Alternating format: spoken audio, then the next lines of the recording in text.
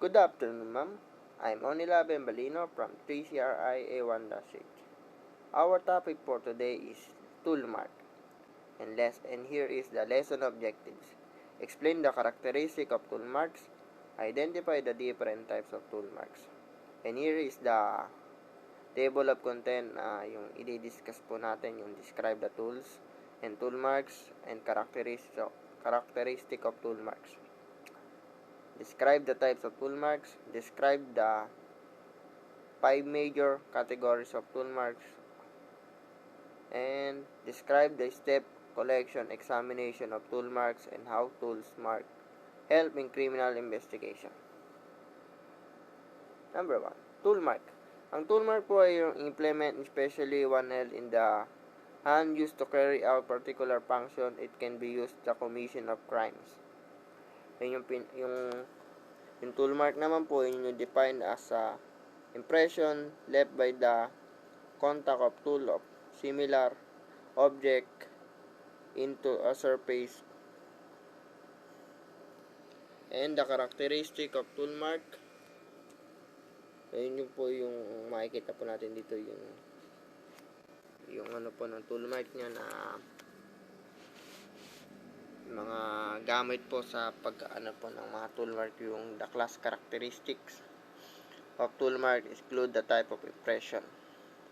And yung individual characteristic naman po, yung also called accidental characteristic, are the illustration and small particularities exhibited by the tool that are individual to one unique tool. Ayan po, makita po natin sa picture.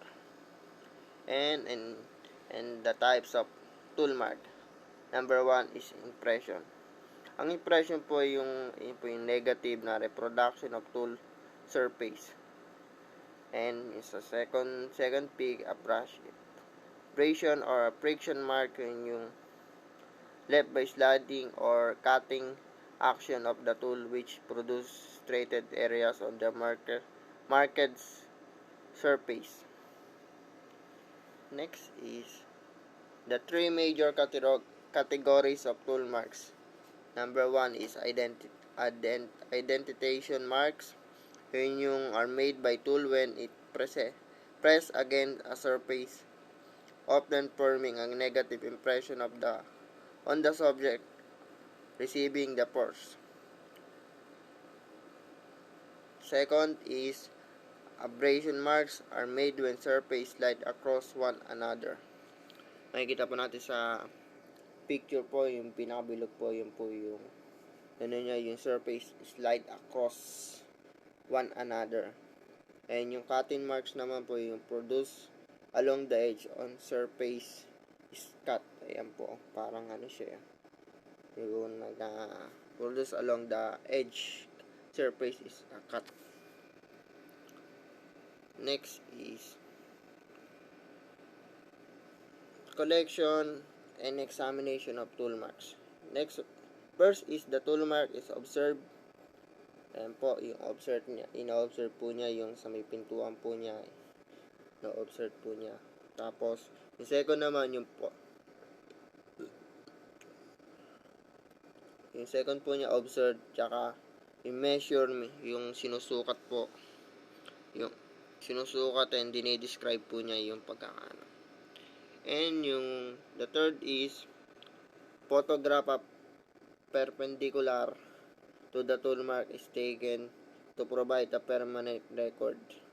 Ayan po, may mga guide po siya. Meron pong step 1, step 2, step 3, step 4, step 5, step 6, step 7. Yun sa some individual characteristic of tool marks. Then, yung match the one exhibit. Yung niya. And yung microscope comparison.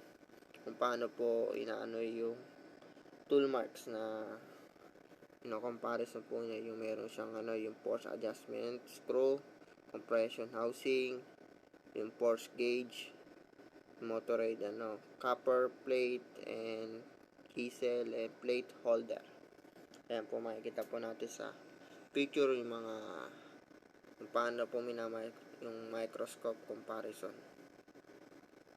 Yun lamang po at maraming salamat.